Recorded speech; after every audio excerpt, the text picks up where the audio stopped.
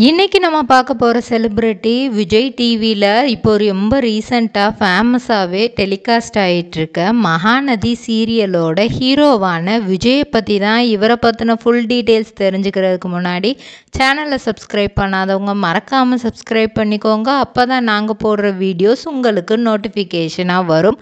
வாங்க வீடியோக்குள்ளே போகலாம்.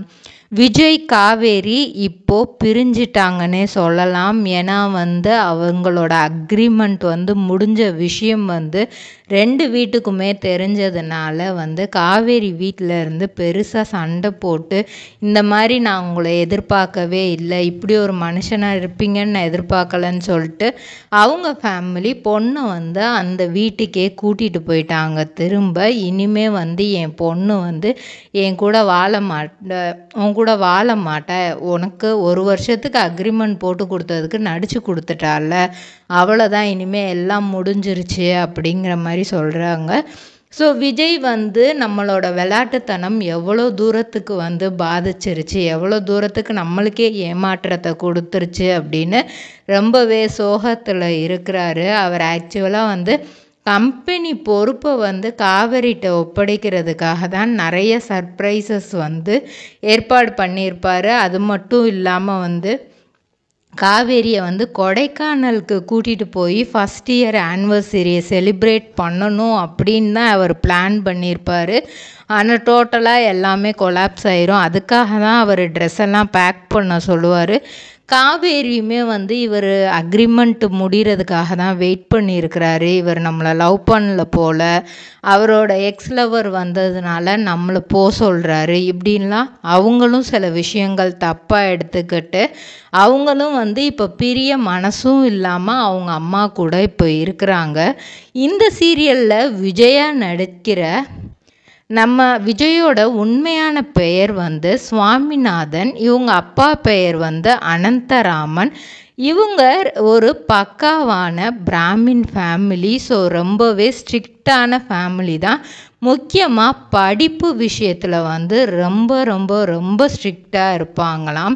இவரை பலரும் பெங்களூர் அப்படின்னு நினச்சிட்ருக்காங்களாம். ஆக்சுவலாக இவரோட நேட்டிவ் அப்படின்னு பார்த்திங்கன்னா தஞ்சாவூர் தானே. அவர் பிறந்து வளர்ந்தது எல்லாமே தஞ்சாவூரில் தானே. ஸ்கூல் படித்தது எல்லாமே தஞ்சாவூரில் தான் படிச்சிருக்கிறாரு. இவர் 1995 ஏப்ரல் மாதம் 12 தான் பிறந்திருக்கிறாரு. பள்ளி படிப்பை 2012 முடிச்சிடுறாரு. அதுக்கப்புறம் கல்லூரி படிப்பை திருச்சியில் பண்ணுறாரு. மெக்கானிக்கல் இன்ஜினியரிங் ஃபீல்டு எடுத்து பண்ணுறாரு. அதுவுமே அவங்க அப்பா சொல்லி தான் பண்ணுறாங்க. கொஞ்சம் ஸ்ட்ரிக்டான ஃபேமிலி, அதே டைமில் ரொம்ப ஃப்ரெண்ட்லியாகவும் இருப்பாங்களாம். ஆனால் படிக்கிற விஷயத்தில் மட்டும் ரொம்பவே ஸ்ட்ரிக்டாக அதை எப்போவுமே அதை விட்டு கொடுக்கவே மாட்டாங்களாம். படிக்கிறதுன்னு இல்லை, நீ பண்ணிடு, படித்து முடிச்சிட்டியா அதுக்கப்புறம் நீ என்ன வேணால் பண்ணிக்கோ, நீ விளாண்டுக்கோ, அதை பற்றிலாம் எங்களுக்கு பிரச்சனை இல்லை அப்படின்னு தான் எப்போவுமே அவங்க சின்னதில் இருக்கும்போதே சொல்லுவாங்களாம். அந்த அளவுக்கு அப்பா ரொம்ப ஸ்ட்ரிக்டாக, அம்மா ரொம்பவே ஜாலி டைப்பாக, வழக்கம் போல் எல்லாரோட அம்மா மாதிரி அவங்க அம்மாவுமே ரொம்பவே ஜாலியான டைப்பு தானே. ஸோ அப்பாவோட வேலையில் ட்ரான்ஸ்ஃபர் பெங்களூருக்கு கிடச்சதுனால தான் இவங்களோட ஃபேமிலி டோட்டலாக பெங்களூருக்கு ஷிஃப்ட் ஆகியிருக்காங்க. ஸோ இவங்க ஒரு ஜாயிண்ட் ஃபேமிலி தான்.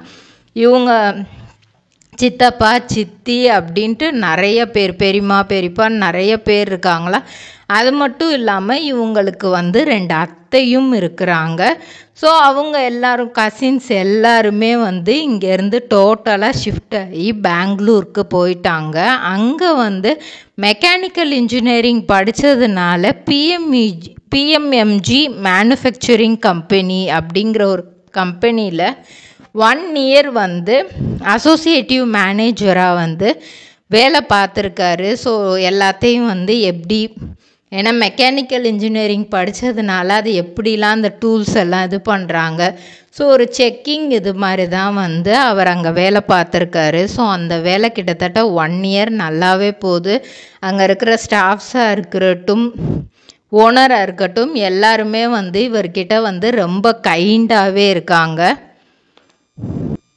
அப்படி இருக்கும்போது நல்லாவே போயிட்டுருக்கு. அப்போது அவரோட ஃப்ரெண்டு ஒருத்தர் அவர் வந்து சினிமா ஃபீல்டில் இருக்கார். அவர் வந்து என்ன சொல்கிறாருன்னா வந்து, நீ ஏன்டா வந்து சினிமாவுக்கு ட்ரை பண்ணக்கூடாது, நீ நல்லா அழகாக இருக்க, கண்டிப்பாக சினிமாவுக்கு ட்ரை பண்ணேன்னா உனக்கு கண்டிப்பாக கிடைக்கும்டா, நீ அதை யோசிச்சு பாரு அப்படிங்கிற மாதிரி சொல்லியிருக்கிறாரு. ஸோ ஒரு ஆடிஷனுக்கும் அவர் வந்து ஏற்பாடு பண்ணுறாரு. ஸோ மாடலிங் ஆடிஷன் ஏற்பாடு பண்ணும்போது அதுக்கு எப்படினாலும் அவர் போய் தான் ஆகணும். எம்டிகிட்ட இங்கே லீவு கேட்கணும். எப்படி சொல்லி லீவு கேட்குறது, கண்டிப்பாக ஒன்று ஃபேமிலியில் ஏதாவது அப்படிங்கிற மாதிரி இம்பார்ட்டண்டான விஷயம்னு சொல்லணும், இல்லைன்னா வேறு ஏதாவது ரொம்ப இம்பார்ட்டண்டான திங்ஸ் சொன்னால் தான். நான் வந்து நடிக்க போகிறேன் அதுக்காக எனக்கு லீவு கொடுங்கன்னா எந்த எம்டியுமே கண்டிப்பாக வந்து லீவு தர மாட்டாங்க. ஸோ இவர் என்ன பண்ணுறாருன்னா அவர்கிட்ட போயிட்டு, சார் இந்த மாதிரி வந்து நான் நெக்ஸ்ட்டு எம்பிஏ பண்ணலான் இருக்கேன் அப்படின்ற மாதிரி சொல்கிறாரு. அவர் ஃபஸ்ட்டு கொஸ்டினை என்ன கேட்குறாருன்னா இவரை மடக்கி, நீ இன்ஜினியரிங் படிச்சிருக்கப்பா, நீ எதுக்கு வந்து எம்பிஏ பண்ணணும் அப்படின்ட்டு.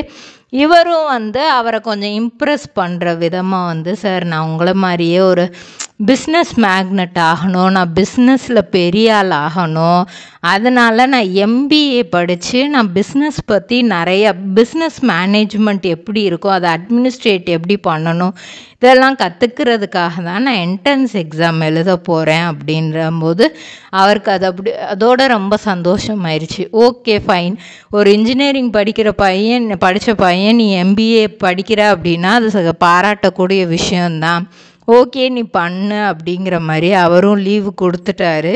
ஸோ இவங்களும் வந்து அந்த என்ட்ரன்ஸ் எக்ஸாமுக்கு ப்ரிப்பேர் பண்ணி எக்ஸாம் எழுதுகிற போகிற மாதிரி ஒரு லீவ் ஒரு 1 வீக் அந்த மாதிரி லீவ் போட்டுட்டு அந்த ஆடிஷனை போய் அட்டன் பண்ணுறாரு. ஆடிஷன் அட்டன் பண்ணுறது எந்த சீரியலுக்கு அப்படின்னா மிதுன ராசி அப்படிங்கிற சீரியலுக்கான ஆடிஷன் தான் வந்து அங்கே நடக்குது.